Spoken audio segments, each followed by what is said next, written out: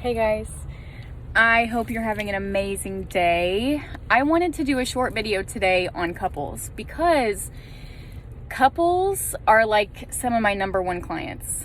I can really get down with a couple and take them with me through time. I have examples of couples who I have coached over time as they've stayed together. I also have examples of couples who I've worked with them to help them have a healthy separation, and I will go with the man on his journey and with the woman on her journey, and we will split, and I will get to stay with the people, but not as a couple. And so I've seen couple sessions branch off into so many wonderful and beautiful possibilities for both parties.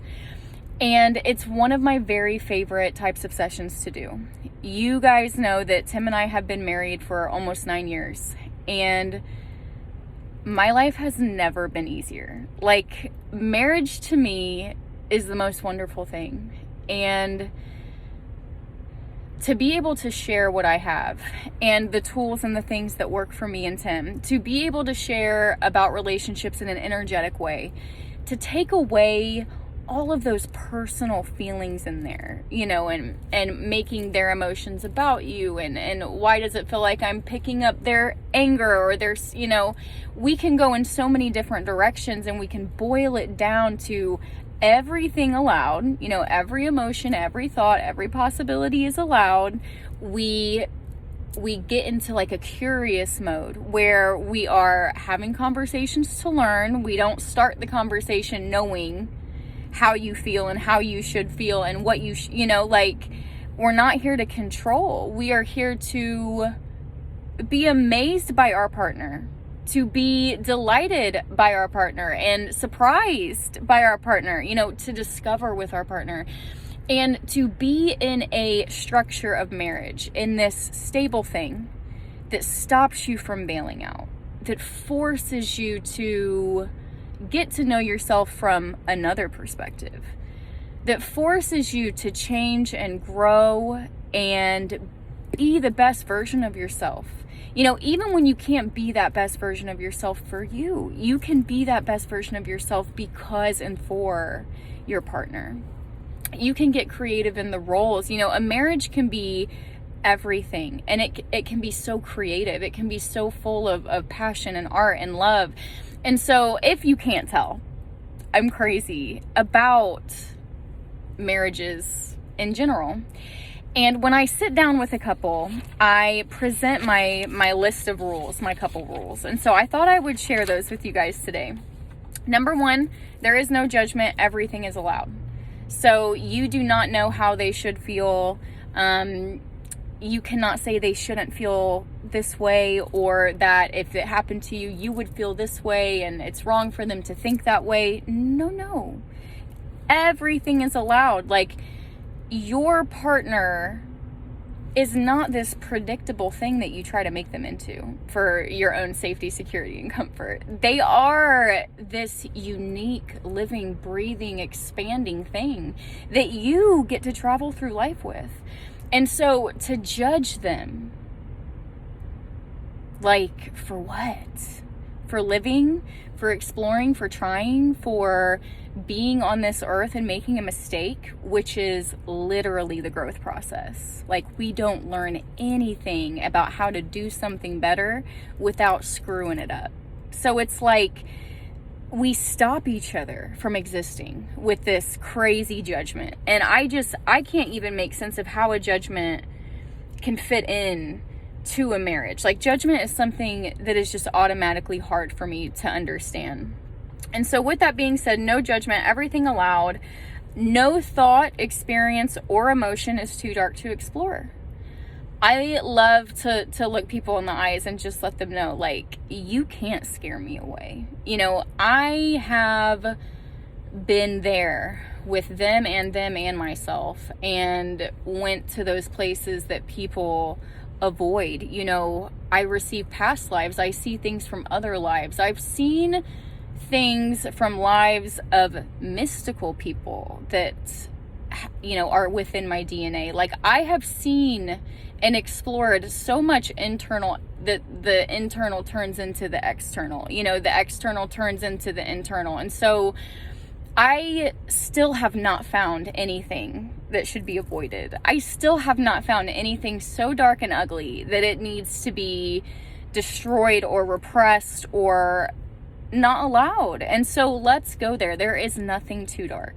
And how fun is that? How fun is that? You can be your full, dark, scary self. Like, give me all you got. You can't scare me. So, bring it. And then next, embrace duality. So I look at every situation as being a beautiful tragedy. That allows people to fill it with positive or negative meaning. And if someone's being as honest as possible, everything, every experience is a beautiful tragedy.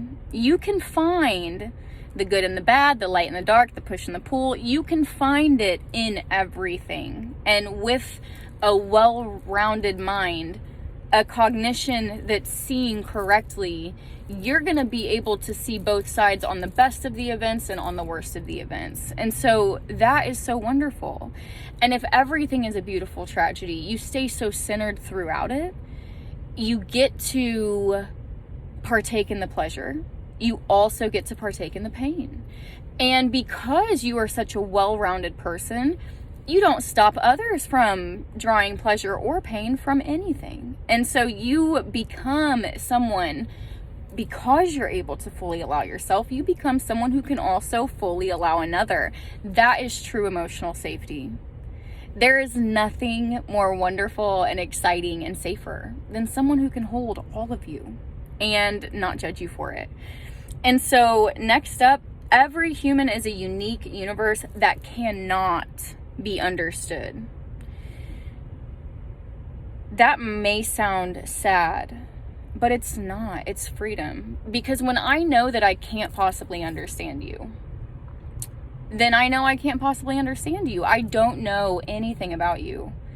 I am completely open to discover the mystery that is about to come out of you. The mystery that you are, and to see you in your full light and in your full integrity.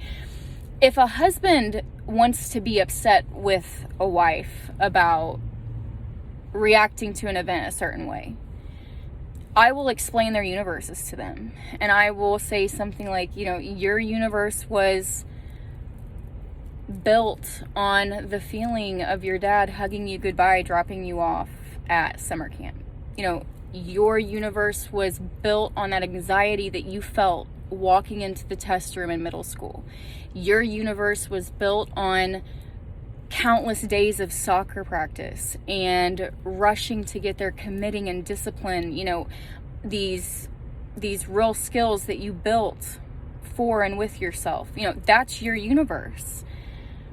The way you feel about what's happening now could stem from any of those infinite feelings, experiences, memories, your universe. And on the other hand, your wife, her universe is built out of the smell that she took in making cookies with grandma.